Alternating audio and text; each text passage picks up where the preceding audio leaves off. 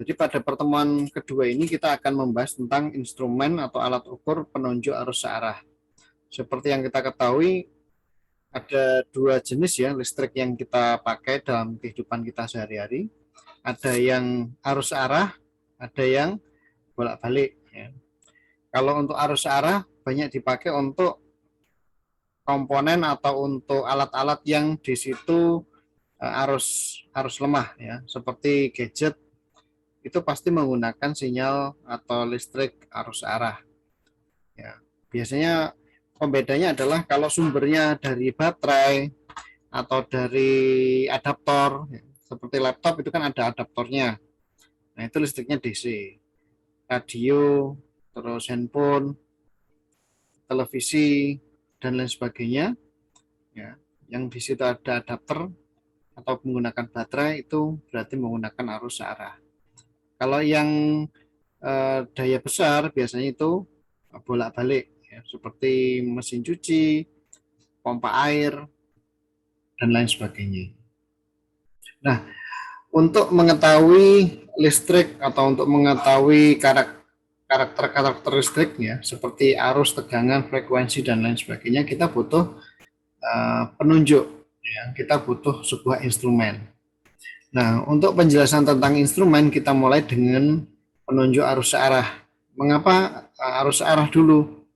Karena nanti waktu kita menggunakan atau digunakan untuk arus bolak-balik itu tetap sebenarnya instrumennya adalah arus searah, namun ditambahi dengan diode.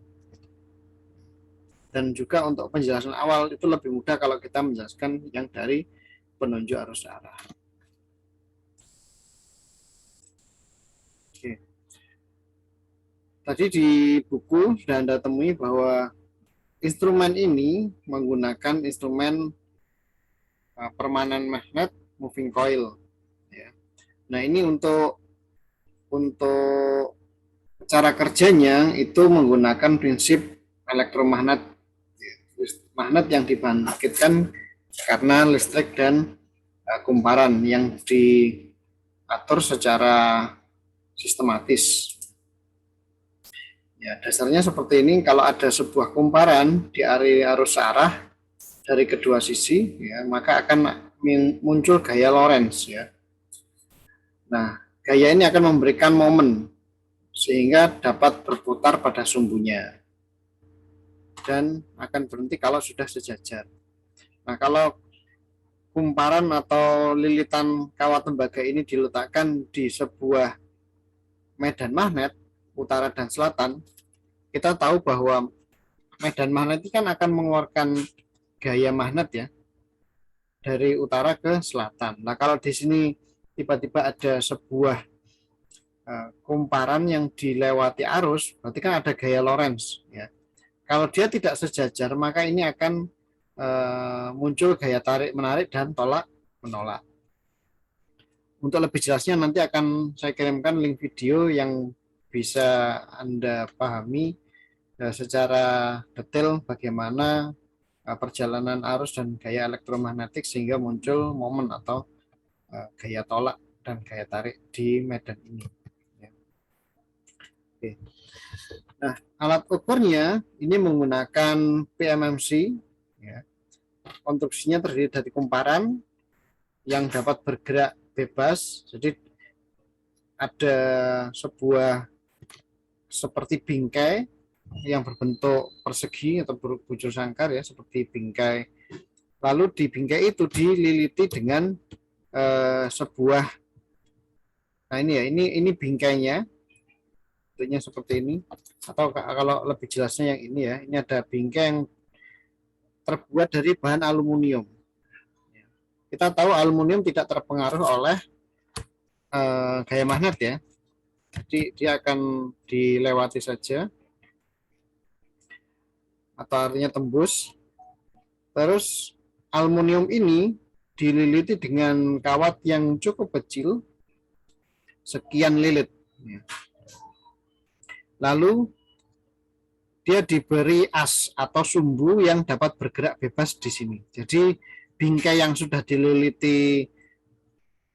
dililiti kawat tembaga tipis tadi itu bisa bergerak bebas, berputar ya, berputar di sumbu ini. Nah, di ujungnya ini terdapat sebuah pegas ya. Pegas ini nanti berfungsi untuk menahan ya, menahan ketika di sini diberikan arus kan akan muncul gerakan ya. Nah, supaya berhenti pada satu titik tertentu ya, kan ada torsi yang dibangkitkan ya. Nah, kalau ini tidak diberi pegas dia akan mentok langsung ke sini karena dia sifatnya seperti motor. Ini rotornya, ini statornya. Nah, karena yang diharapkan dia berhenti di satu titik tertentu ya, maka ini diberi pegas ya. Nah, besarnya arus itu akan mempengaruhi besarnya torsi yang dibangkitkan. Nah, torsi yang dibangkitkan ini ditahan oleh pegas yang ada di sini, maka dia akan berhenti di satu titik kesetimbangan antara torsi yang dibangkitkan dengan gaya pegas yang terpengaruh tadi ya. Dia akan berhenti di satu titik. Nah, satu titik nanti akan ditunjukkan oleh jarum atau pointer.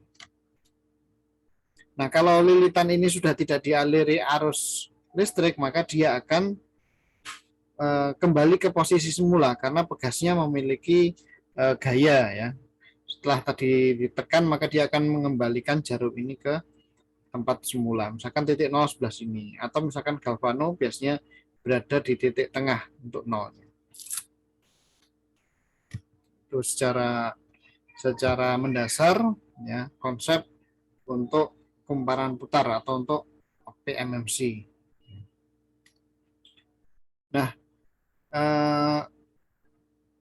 mekanisme tadi itu akan menghasilkan defleksi atau penyimpangan ya, karena terjadinya gerak elektromagnetik yang menyeimbangi torsi mekanis dari pegas ya.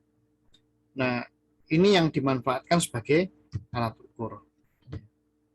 Nah, untuk persamaan kerjanya, torsi yang dibangkitkan dalam Newton meter ya, yang digunakan untuk menggerakkan jarum sama dengan B kali A kali I kali N ya. B ini kerapatan fuksi di senjang udara Weber per meter persegi. A ini luas efektif kumparan di luas aluminium yang dililiti oleh kawat tembaga tadi. Terus I, arus yang mengalir ke kumparan. Nah, arus yang dialirkan ini biasanya sangat kecil adik-adik ya, karena kawat yang digunakan juga relatif kecil ya. Biasanya satuan arus yang melewati kumparan ini ordernya adalah miliampere. Sedangkan N ini adalah jumlah lilitan. Nah, karena B, A, dan N ini tetap ya, nilainya tetap tidak berubah, maka torsi yang dibangkitkan ini indikasi dari arus yang mengalir. Nah, torsi ini menyebabkan defleksi atau penyimpangan jarum. Nah, ketika jarum ini menyimpang atau bergerak, itu ada 3 kondisi yang mungkin terjadi ya. Yang pertama dia teredam lebih ya, yang kurva 1. Jadi untuk mencapai steady state atau untuk mencapai pembacaan nilai yang sebenarnya ya, yang valid, dia membutuhkan waktu yang lama ya, slow ya, tapi penunjukannya nanti tepat setelah sekian detik atau setelah sekian milisecond ya. Terus kalau kurva yang kedua ini yang kurang teredam, jadi bisa jadi karena mungkin pegasnya terlalu ya ini ya, terlalu elastis ya, sehingga dia memberikan torsi balik ya untuk menahan itu, dia terjadi osilasi ya. Nah, ini yang terjadi. Jadi begitu membaca arus, jarum itu akan bergerak turun terus naik lagi, turun lagi di sekitar nilai pembacaannya ya. 0 di sini bukan berarti nilainya 0, tapi ini adalah nilai yang sebenarnya atau yang diharapkan, ya. Sedangkan gelombang di sini adalah respon dari jarum pembacaannya. Nah, yang baik adalah kalau alat ukur itu memiliki kurva yang ketiga ini, ya. Jadi dia segera mencapai steady state atau nilai pembacaan yang sebenarnya dalam waktu yang paling singkat dan tidak terjadi osilasi. Makanya di dalam pemilihan sebuah alat ukur ini juga termasuk parameter yang perlu dipertimbangkan, ya. Kalau butuh pembacaan cepat, ya, maka kita hindari yang berosilasi seperti ini, ya, karena akan memunculkan nilai yang bermacam-macam di selang waktu tertentu. Nah, yang baik adalah yang teredam kritis, jadi pembacanya cepat sampai menghasilkan pembacaan yang valid. Jadi ini adalah sifat dinamik dari sebuah galvanometer. Oke, nah, ini gambar yang lebih jelas yang bentuk atau potongan samping dari sebuah galvanometer. Untuk pegas spiral yang digunakan itu yang berbentuk coil, ya, seperti ini, bukan yang linear, ya, jadi yang bisa menghasilkan gerak putar. Dan untuk pegasnya ini ada dua, ya, bagian atas dan bagian bawah, termasuk pegas ini difungsikan sebagai jalannya arus. Jadi dari I masuk, ya, itu masuk dilewatkan pegas ini. Nah, ujungnya pegas ini dihubungkan dengan tembaga. Tembaganya terus berputar di sini beberapa kali sesuai dengan rancangan tadi. Terus paling ujung ini dihubungkan ke pegasnya atas, baru ke penunjukan yang satunya. Jadi ini secara konstruksi seperti ini. Nah, jarum penunjuk ini dikalibrasi sesuai dengan nilai yang dibaca. Nah, untuk konstruksi yang baik, ini ujung poros dari asnya itu biasanya menggunakan gelas, ya, bahan gelas, atau yang paling bagus menggunakan intan, ya, karena disadari atau tidak, ini setiap kali dipakai atau berapa kali dipakai ini akan menghasilkan aus, ya, akan tergesek, ada gaya gesek sehingga aus. Nah, kalau diberikan bahan sama-sama logam, maka akan terjadi suatu saat itu habis, ya, atau mungkin malah lepas dari asnya. Tapi kalau dari bahan kaca atau intan, ya, itu kita tahu bahwa itu adalah salah satu bahan yang kuat, tahan gesek, sehingga alat ukur ini tetap presisi. Nah, galvanometer ini juga punya karakteristik yang lain, yaitu sensitivitas arus, sensitivitas tegangan, dan sensitivitas mega ohm. Untuk penjelasannya sudah ada di buku, Anda bisa mendalami dari sana. Perlu diingat bahwa sensitivitas ini nanti akan berguna untuk perhitungan di belakang, jadi kita perlu memahami dari awal. Oke. Itu tadi adalah tentang galvanometernya, ya, yang nantinya akan kita gunakan untuk display atau untuk penunjuk pengukuran, ya, di pengukuran-pengukuran berikutnya. Nah, berikutnya kita masuk penggunaan galvanometer untuk mengukur arus searah, ya. Adapun instrumennya nanti kita sebut dengan ampermeter. Nah, kita dapat membuat sebuah meter atau ampermeter dengan menunjukkan arus skala penuh. Ya, nah ini yang perlu kita ingat bahwa yang dipakai atau yang nantinya disebutkan dalam soal atau contoh soal itu adalah defleksi penuhnya. Ya.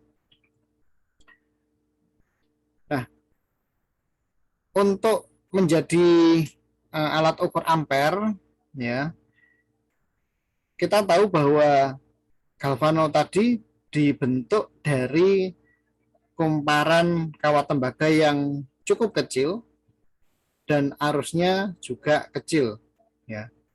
Nah, kalau ingin difungsikan untuk mengukur arus yang lebih besar, ya tentunya kita tidak memperbesar kumparan ya, karena kalau diperbesar kumparannya akan menjadi sangat besar nanti alat ukurnya. Nah, kita bisa merekayasa alat ukur yang hanya dapat dilewati sekian miliampere tadi, ya, supaya bisa mengukur dengan penunjukan tegangan atau arus yang lebih besar dengan kita tambahkan hambatan shunt secara paralel dengan meter tersebut. Ya, secara skematik digambarkan seperti ini adik-adik.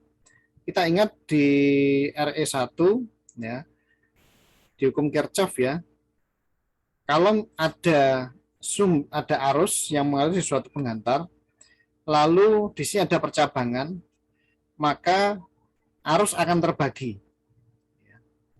Dan ketika percabangan itu dikumpulkan kembali, maka arus juga akan bergabung kembali di jalur yang di bawah ini. Adapun besarnya arus, I keluar sama dengan I masuk. Nah, dengan gambar seperti ini, ya, maka kita sebagai perancang dihadapkan pada satu tantangan, bagaimana misalkan arus yang diukur itu besar, melebihi batas arus dari meter yang sekian miliampere tadi, ya. Bagaimana cara menghitungnya?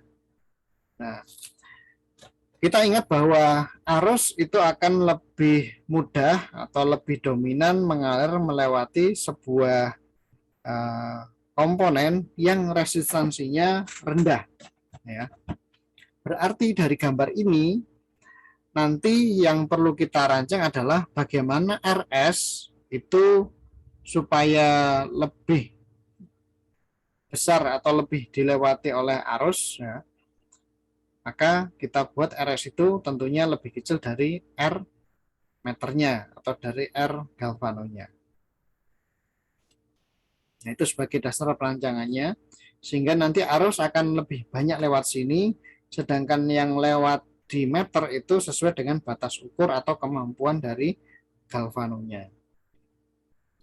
Nah, kalau dari gambar skematik bisa jelaskan RM ini adalah tahanan dalam, jadi galvanonya ini punya resistansi internal RM, R meter. Terus RS ini resistor shunt-nya, IM, ya, ini ada arus yang mengalir ke sini, ya. IS adalah arus yang melewati R shunt. Jadi I sama dengan IS dan IS plus IM. Nah, sedangkan I ini adalah arus skala penuh, ya, yang masuk ke titik ini. Nah, kalau kita perjelas ya, atau kita turunkan dari gambar tadi, V shunt, ya, jadi tegangan karena ini paralel, maka V yang ada di ujung R shunt sama dengan tegangan yang di kedua ujung alat ukur. Jadi V shunt sama dengan V alat ukur. Nah, untuk V yang malas di sini kita tahu bahwa V sama dengan I kali R, berarti bisa digantikan V shunt sama dengan IS kali RS. Ya. Arus yang mengalir IS ini, terus RS-nya yang ini. Begitu pula yang di sebelah sini, yang di sebelah meter, berarti IM sama dengan RM. Ya. Nah, karena RS ini ada karena ini paralel ya, maka bisa kita dapatkan RS sama dengan IM kali RM, ya. IM kali RM kan sama dengan V alat ukur ya, atau VM ya, dan tegangannya kan sama, sehingga untuk mencari RS ya VM dibagi IS atau sama dengan IM kali RM per IS. Oke, dari sini kita lanjutkan ya. Karena I yang mengalir ke R-SAN ini sama dengan I yang masuk ini dikurangi IM ya. Jadi arus ini adalah arus total dikurangi I yang masuk ke sini karena ini yang bakal diketahui lebih awal ya. Maka dapat kita tuliskan untuk RS-nya ini sama dengan IM kali RM atau VM ya dibagi I min IM. Jadi ini rumus untuk mencari R-SAN. Ya. Kita harus pasang berapa resistor yang ada di sini supaya alat ukur ini bisa mengukur arus yang lebih besar tanpa merusak atau tanpa melebihi batas ukur kemampuan dari galvanonya. Nah, ini sebagai contoh ya. Sebagai contoh, sebuah alat ukur 1 miliampere, jadi ini 1 miliampere dengan tahanan dalam 100 ohm akan diubah agar bisa mengukur mulai dari 0 sampai 100 miliampere. Nah, berapa tekanan RS-nya? Ya, bisa kita hitung ya, IS sama dengan I min IM, berarti 100 min 1 sama dengan 99 miliampere. RS-nya IM kali RM per IS. Maka kita dapatkan untuk RS-nya 1,01. Ya. Nah, bisa kita lihat di sini ya, kita simpulkan agar arus yang lebih besar itu dominan atau cenderung lewat di RS, maka RS-nya harus kita buat lebih kecil. Ini sudah terbukti ya. Pada waktu tanpa RSAN, tahanan di ininya ada 100 ohm ya. Dengan ditambahkan RSAN supaya arusnya lebih banyak mengalir lewat sini, ya ini ketemu 1,01.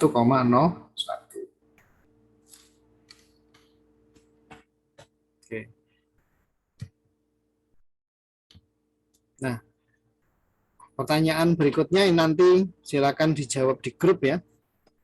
Nah, kalau untuk kasus yang kedua ini, misalkan diketahui RM atau R meter atau R galvannya adalah 25 ohm dan IM-nya itu 1 miliampere.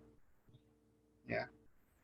Nah, misalkan dikehendaki ya bisa untuk mengukur 1 ampere ya. Nah, berapa nilai RS-nya? Ya, tentunya kalau di sini yang mengalir IM-nya 1 miliampere berarti kan di RP-nya ya, atau R-nya di sini ini harus bisa dilewati 0,999 ampere atau 999 miliampere. Nah, kita tinggal hitung berapa nilai R-nya. Oke. Desain yang ini tadi tentunya hanya bisa untuk mengukur salah satu batas ukur saja ya. Dalam prakteknya kita menjumpai avometer ya. Adik-adik sudah pernah pegang avometer belum adik-adik? Sudah Pak, analog tapi Pak. Oke, ya benar malah yang analog yang saya harapkan. Artinya pernah ya. Adik-adik pasti pernah tahu avometer yang analog. Di situ ada di tengah-tengah itu ada tombol selektor ya, pemilih batas ukur ya. Untuk mengukur arus ada mulai dari miliampere, ada mulai dari ampere. Saya ambilkan contoh aja. Nah, kebetulan yang di dekat saya ini ada yang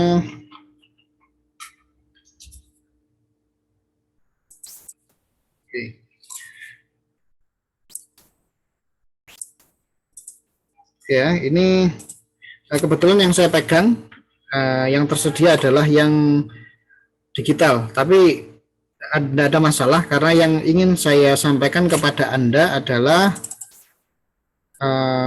selektornya ya.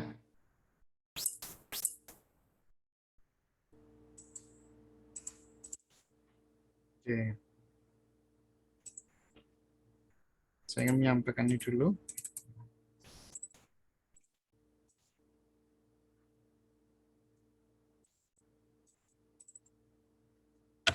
Oke. Di sini yang warna kuning ya, ini untuk memilih ya, untuk memilih batas pengukuran, misalkan di sini mikroampere, terus miliampere dan ampere. Ya. Nah, artinya apa? Sebuah alat ukur itu akan sangat berguna kalau bisa mengukur beberapa batas ukur ya. Jadi tidak hanya misalkan satu batas ukur saja, 0 sampai 100 miliampere atau 0 sampai 1 ampere ya, itu kurang fleksibel ya.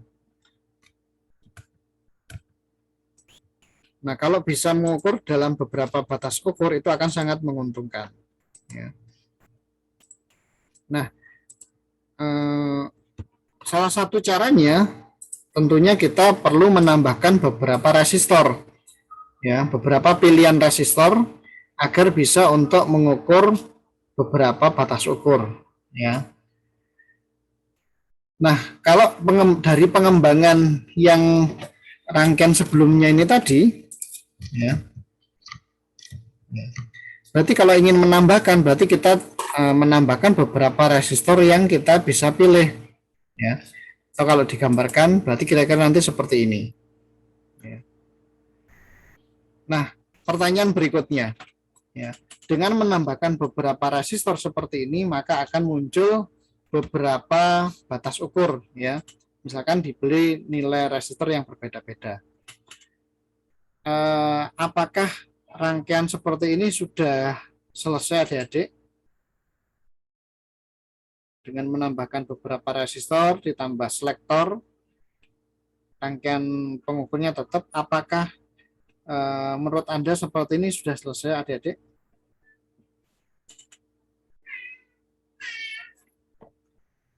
Sebenarnya sudah ya. Sebenarnya sudah bisa ya. Namun di sini muncul sebuah kelemahan adik-adik. Kira-kira ada nggak yang tahu apa kelemahan dari desain yang awal ini? Nanti akan diperbaiki dengan rangkaian yang di bawah.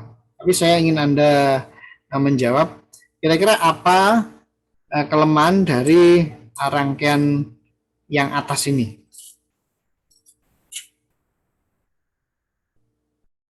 Silakan kalau ada yang tahu.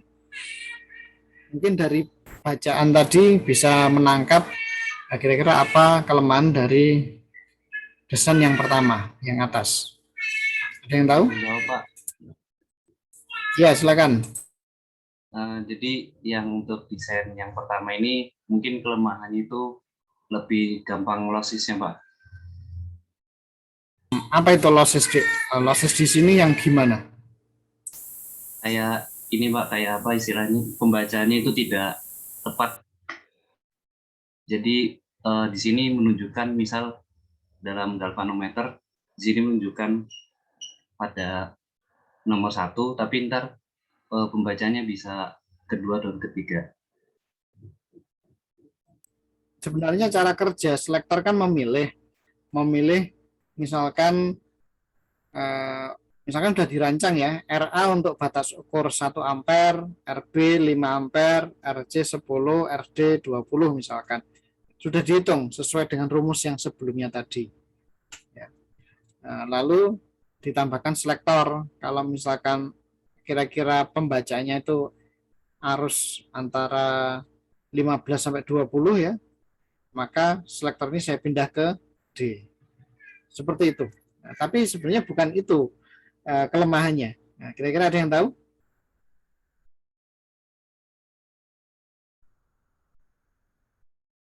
Ada yang tahu adik-adik? Apa kelemahan dari rangkaian ini?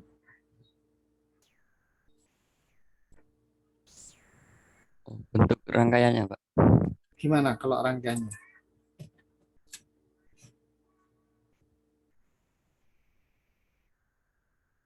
Ya, silakan.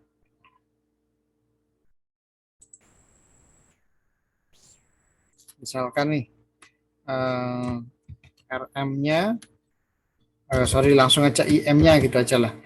IM-nya misalkan dia bisa sampai 10 miliampere. Terus arus yang dibaca ini ringnya 1 sampai sebut aja 20 ampere. Arus yang dibaca di kedua ujung ini ya. Nah, supaya bisa terbaca ini diberi beberapa resistor dan selektor. Nah, kira-kira apa kelemahan dari rangkaian ini? Gimana Dik tadi? Rangkaiannya kemana?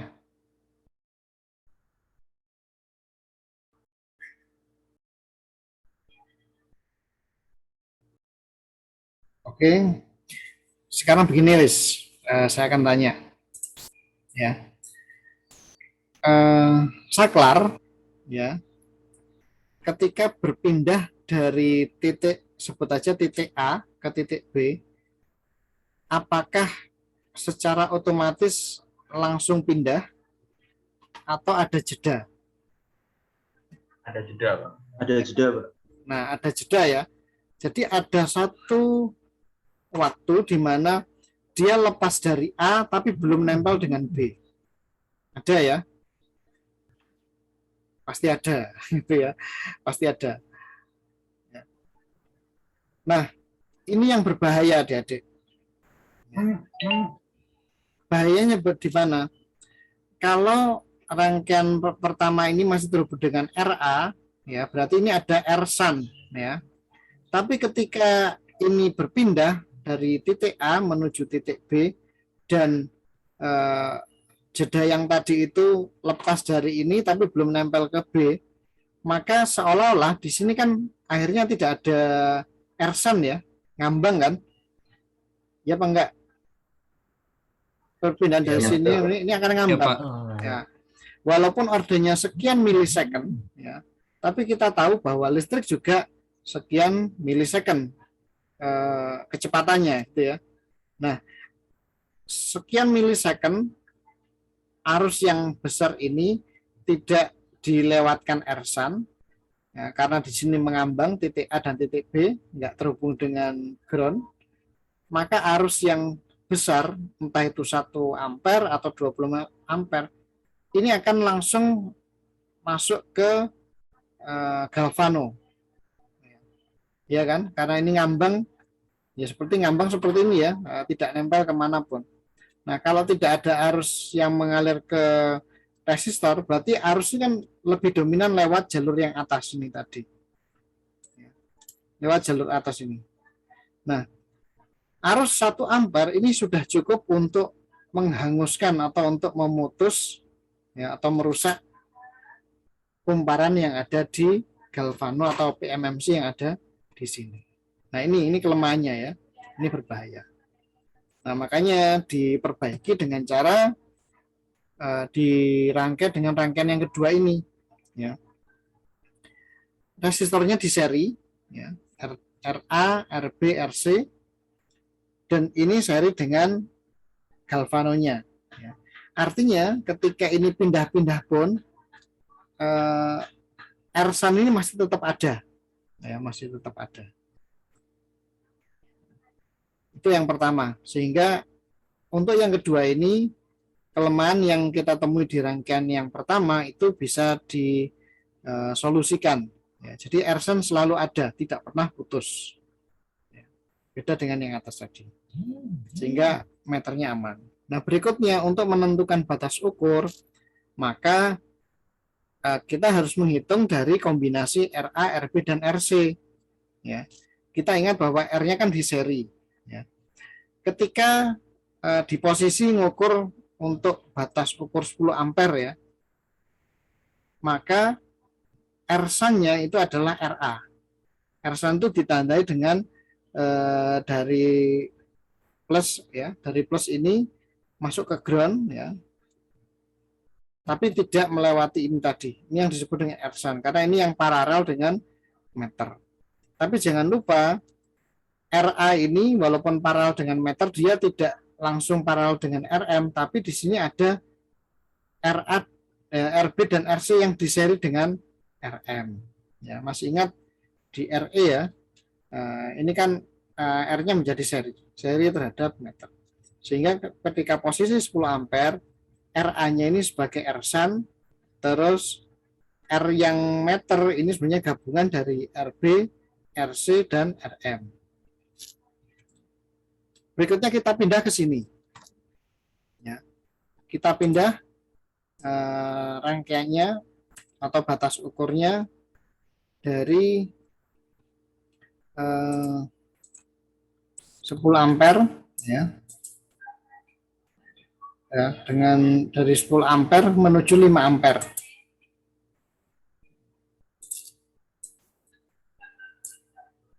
Nah, di sini yang menjadi R-SAN itu adalah A dan B. A dan B. Saya supaya lebih ini ya, saya kasih tutup dulu yang ini. Oke. Supaya lebih kelihatan. Nah, di posisi kedua ini yang terhubung ya. Itu adalah plus dengan 5 ampere atau dengan batas ukur 5 ampere. R-nya adalah RA dan RB. Sedangkan R meternya ini dia tidak RM saja, tapi dia diseri dengan RC. Nah, begitu pula dengan nanti saat di sini yang terhubung di batas ukur 1 ampere, ya, maka R-SAN itu adalah RC diseri dengan RB diseri dengan RA. Ini menjadi R-nya diseri menjadi satu nilai ya. Sedangkan ke sininya RM dia tetap menggunakan RM dari meter itu sendiri. Nah, apa kelebihan dari rangkaian ini? Tentunya tidak ada waktu di mana dia ngambang, sehingga ketika ini dipindah pun ya, misalkan posisi di sini. Ya. Misalkan posisi ini belum nempel antara 5 dan 1. Ya. Aman karena apa? Ini yang pertama listrik tidak mengalir kemanapun ya. Andaikan ada pun ini sudah ada R-SAN yang selalu tersambung dari awal. Ya, sehingga untuk pengukuran arus DC atau arus searah menggunakan metode ini. Oke. Kita lanjut.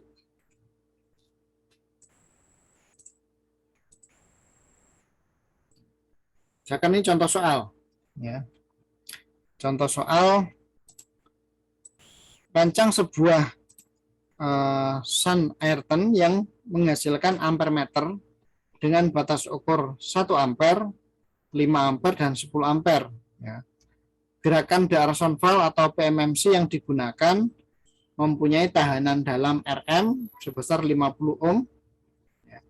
Dan defleksi penuh. Defleksi penuh ini berarti jarumnya akan menunjuk sampai maksimal ya. Misalkan gerakan ke arah kanan ya, maksimal itu kalau ada arus 1 miliampere yang mengalir ke sini. Nah, bagaimana perhitungannya?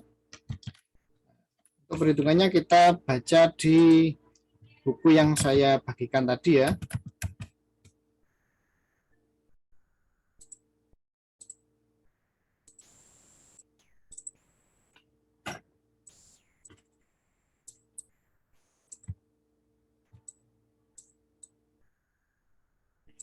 Nah, saat batas ukur 1 ampere ya, berarti ini yang ditaruh yang di atas ya. Oke, saya gambar dulu. Nah, saat batas ukur yang 1 ampere ya, berarti kan terhubung ke sini. Lalu untuk yang oke, jadi seperti ini. Dari rangkaian ini maka R-nya adalah RC, RB, dan RA.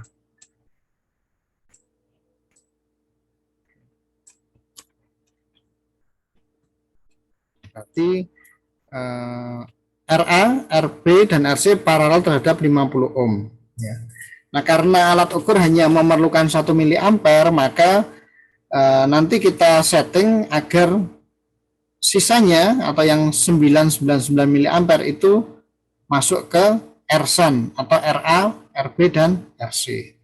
Sehingga bisa kita hitung arus yang masuk ke RSAN itu sebesar 1 ampere ya, arus masuk dikurangi arus yang masuk ke meter 1 miliampere, ketemu 999 miliampere ya.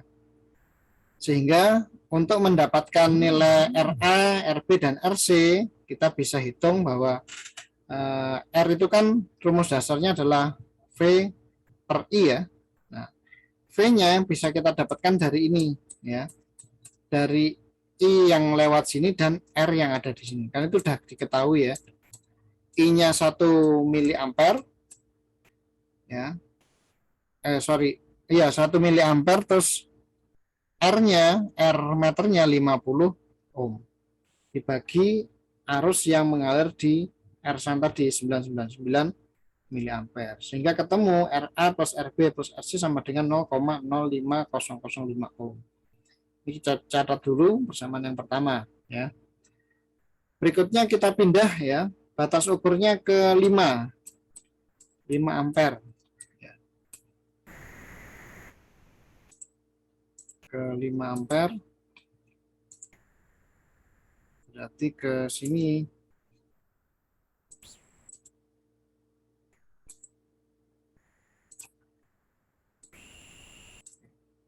Sini untuk yang 10 ampere kita hapus dulu. Nah, saat 5 ampere berarti RSA-nya adalah RA dan RB, RC-nya ini seri dengan RM. RA dan RB paralel terhadap RC plus RM ya. Dan karena arus yang di sini hanya boleh dilewatkan 1 miliampere ya, arus RM-nya, nah maka sisanya nanti lewat RA/RB ya. Di mana arusnya tadi kan 5 ya. Kalau yang satu dialirkan ke meter berarti yang 4999 itu yang lewat RA dan RB. Nah, sama ya, kita hitung lagi RA plus RB sama dengan 1 kali ya RC plus 50 per 4999. Ketemu persamaan yang kedua. Tapi belum ketemu juga ya, masih ada 2 variabel yang belum ada nilainya ya, yang masih kita cari. Nah, berikutnya kita pindah ke 10 ampere ya.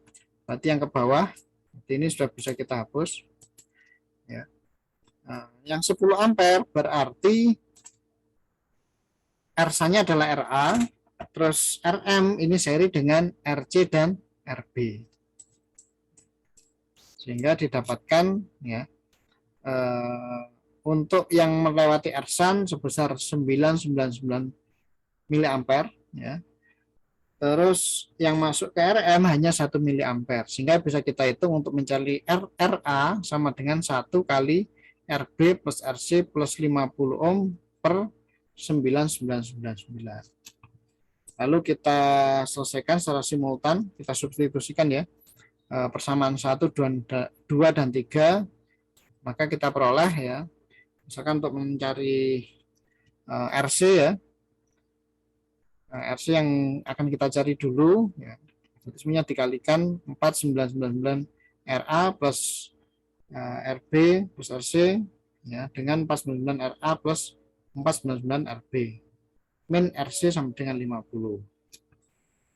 Nah, dengan mengurangkan 2 dari 1, maka didapatkan RC sama dengan 0,04004 ohm. Oke, ini kita pegang dulu sebagai hasil persamaan perhitungan pertama ya. Dengan cara yang sama, hitung untuk 1 dan 3 ya. Saya rasa ini Anda nggak ada masalah ya untuk perhitungan seperti ini ya.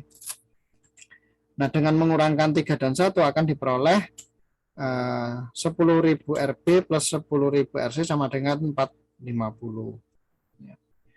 Nah, selanjutnya kita substitusikan nilai RC.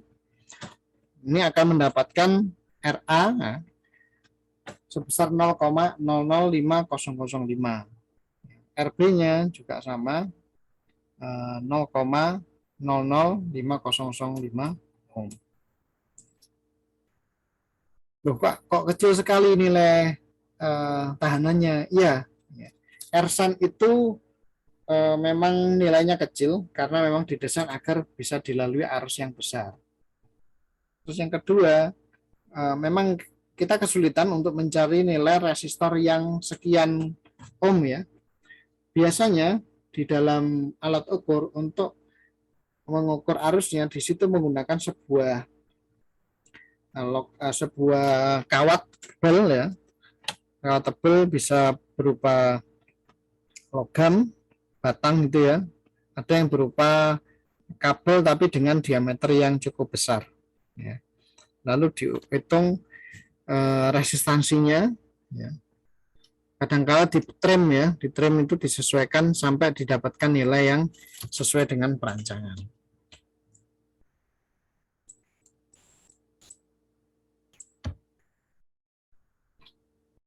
Oke. Nah, ini ada beberapa hal yang perlu kita ketahui ya, supaya kita berhati-hati ketika kita menggunakan ampermeter. Ya. Yang pertama, ya, jangan sekali-kali menghubungkan ampermeter ke sumber tegangan. Ya. Jadi ampermeter itu desain penggunaannya itu di paralel, ya, dengan resistor ya. Nah, ampermeternya jangan langsung diberi tegangan ya, karena tahanannya rendah maka akan mengalir arus yang tinggi sehingga merusak. Ya. Jadi harus diberi resistor shunt. Terus yang kedua, polaritasnya jangan sampai terbalik, karena kalau enggak gitu nanti bacanya juga akan terbalik. Ya.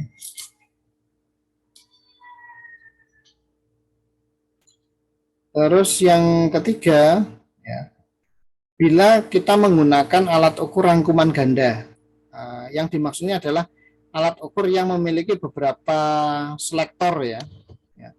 Rangkuman itu kan ring ya. Misalkan sebagai contoh tadi, alat ukurnya bisa mendeteksi 1 ampere, 5 ampere, 10 ampere. Nah, ini yang disebut dengan alat ukur rangkuman ganda. Ya. Kalau kita mau mengukur, pertama gunakan yang paling tinggi dulu, ya. Baru diturunkan sampai diperoleh defleksi yang sesungguhnya. Ya. Ya, sebagai contoh tadi ya, misalkan saya ngukur. Nah, ini pernah kejadian dan saya berharap tidak terjadi lagi ya. Jadi alat ya kasusnya dulu juga pakai yang sejenis ini ya. Ini alat ukur digital ya. Harganya mahal adik-adik, sekitar 700 ya, sekitar 700.000 sampai 800.000. Nah, ada mahasiswa saya yang menggunakan alat ukur ini ya. Tapi dia ceroboh. Nah, dia lupa dengan teori yang diajarkan di PBE. Memang yang dia ukur itu satuannya kecil sih, di bawah 1 ampere ya. Tapi kita belum tahu apakah nilainya itu mikro atau mili ya. Kita nggak tahu. Jadi dia tiba-tiba langsung aja pakai yang mikro, mungkin karena dia berasumsi nilainya kecil. Nah, yang terjadi alat ukur akhirnya yang putus yang bagian mikroampere.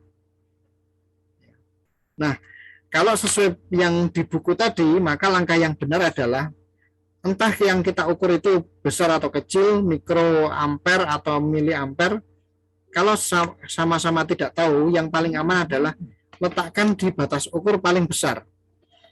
Misalkan yang ini batas ukurnya sampai 10 ampere, nggak apa-apa ya. Walaupun yang diukur mungkin hanya 500 miliampere.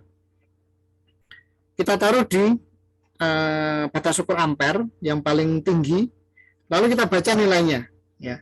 Misalkan terbaca 0,5, nah, berarti kan langsung kita punya tebakan ya, atau punya acuan. Oke, ini nilainya 0,5 ampere atau 500 miliampere. Ya. Nah, baru berikutnya diturunkan ya. Nah, tapi sebelum menurunkan dilihat dulu batas ukurnya adalah pembacaan yang dengan skala yang paling besar tadi sebesar 500 miliampere ya. Sebelum kita pindah ya, karena untuk ring besar tadi biasanya ketelitiannya kan kecil ya, maka kita supaya lebih akurat atau supaya lebih sensitif lagi, kita turunkan batas ukur.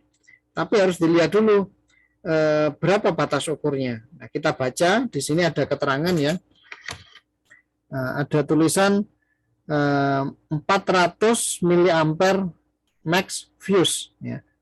Jadi ternyata alat ukur ini maksimalnya untuk orde atau untuk skala miliampere itu hanya 400 miliampere.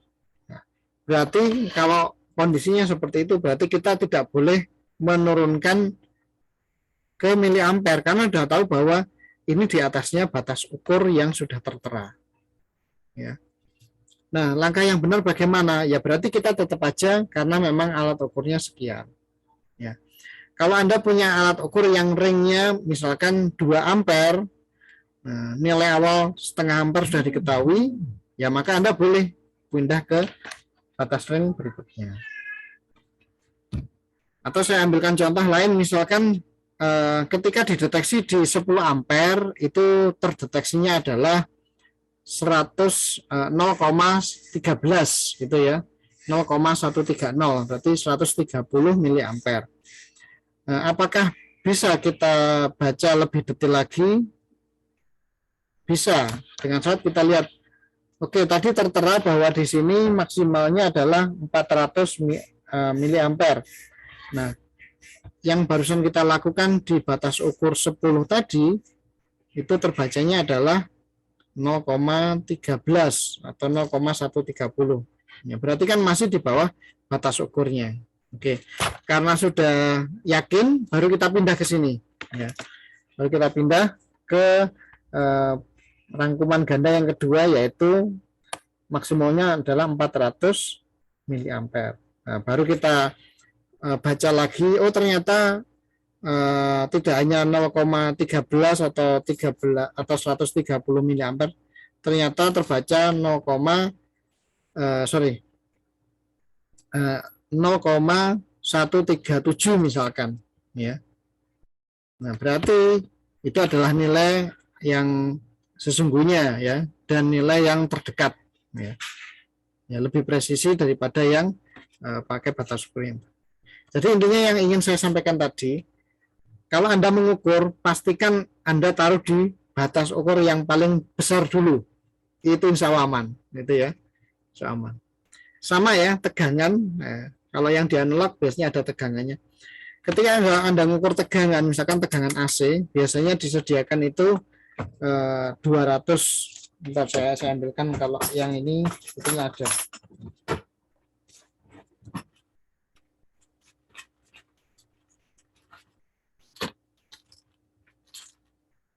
Oke, ini contoh ya.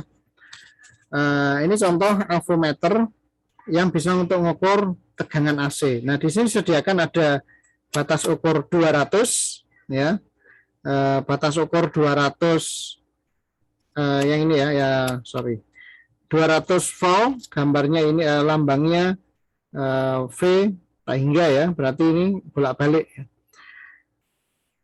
Misalkan kita ngukur, kita ada indikasi di rumah kita itu tegangannya turun di bawah 200 gitu misalnya, karena lampu kita kedip-kedip.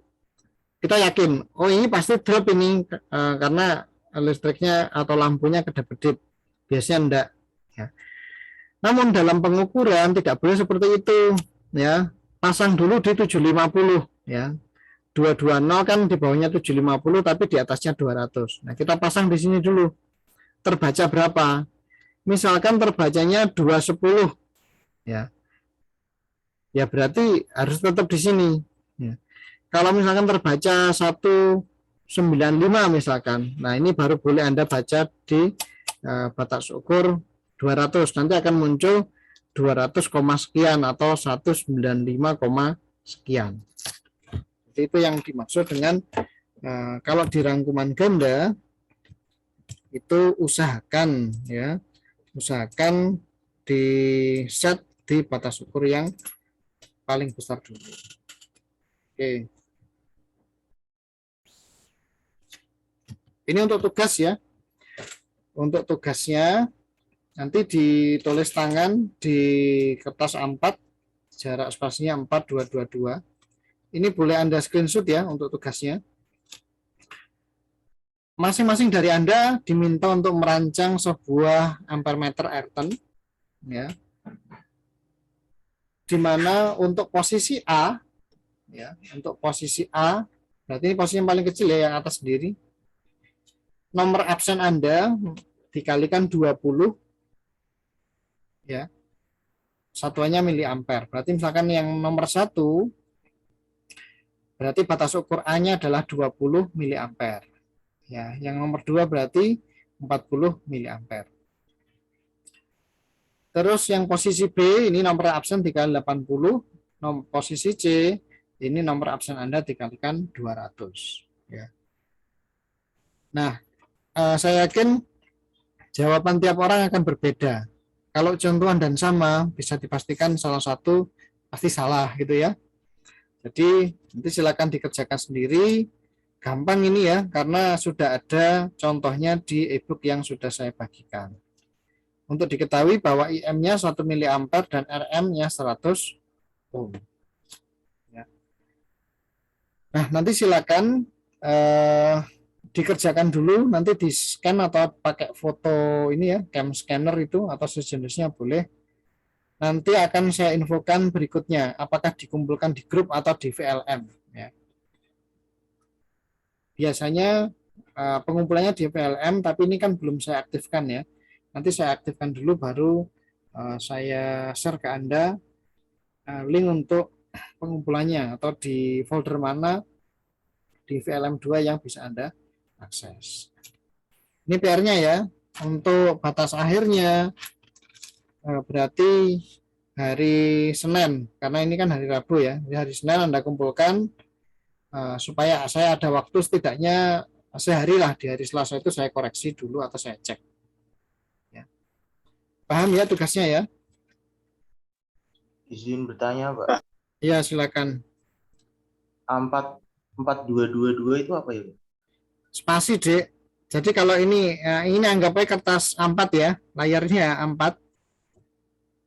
Bentar. Ya, jaraknya ini loh, Dek. Kalau Anda Margin gitu, Pak, ya? marginnya, nah ini loh marginnya ini 4 yang sebelah sini. Ya. Yang sebelah sini 2. Yang lainnya 2. Dari bawah kanan atas kedua, yang dari kiri 4. Ya ini karena memang format dulu ya, dulu memang untuk ngerjakannya dikumpulkan secara fisik ya kertasnya, terus saya jepret gitu ya, saya staples, maka untuk yang sebelah kiri memang harus dibesarkan ya. Ya sama ya, untuk ini saya tetap pakai format inilah ya. Nanti Anda kasih garis bantuan 4 cm dari kiri ya, dari atas 2, kanan 2 dan bawah 2, baru Anda mengerjakan di dalam batas garis bantu tadi. Itu adik-adik. Jelas ya untuk tugasnya ya? Jelas, Pak. Oke. Kalau sudah cukup jelas berarti kita akhiri dulu ya, karena ini sudah jam 9:30. Saya juga mau persiapan ke kampus untuk ngerjakan akreditasi ya. Jadi Pak, ya silakan. saya izin bertanya, Pak. Pak, ini kan tugas 2 ya, Pak. Memang sebelumnya udah pernah ada tugas ya, Pak? PB. Bukan. Ini kebetulan untuk PPT-nya ini saya belum merubah gitu loh, Dek. Jadi ini dulu memang ada tugas 1 ya. Ini yang baik, Pak. Berarti ini tugas 1 bagi Anda gitu. Oke. Terima kasih, Pak. Oke. Baik ya, kita akhiri dulu untuk pertemuan kita hari ini. Untuk materi yang lain, oh ya nanti akan saya kirimkan, kalau misalkan tadi penjelasan tentang PMMC kurang jelas, akan saya kirimkan ke Anda linknya Ya, Anda bisa mempelajari dari YouTube ya. Termasuk untuk materi ini dan saya rekam nanti juga akan saya kirim ke YouTube. Jadi bagi teman-teman yang hari ini belum hadir, ya, sepertinya satu orang ya yang belum hadir, nanti bisa belajar mandiri lewat link YouTube tadi. Atau kalau Anda tadi ada yang misalkan kelewatan penjelasannya, entah karena tiba-tiba putus atau ada interupsi ya, Anda masih tetap bisa mengikuti dari rekaman yang saya upload di YouTube.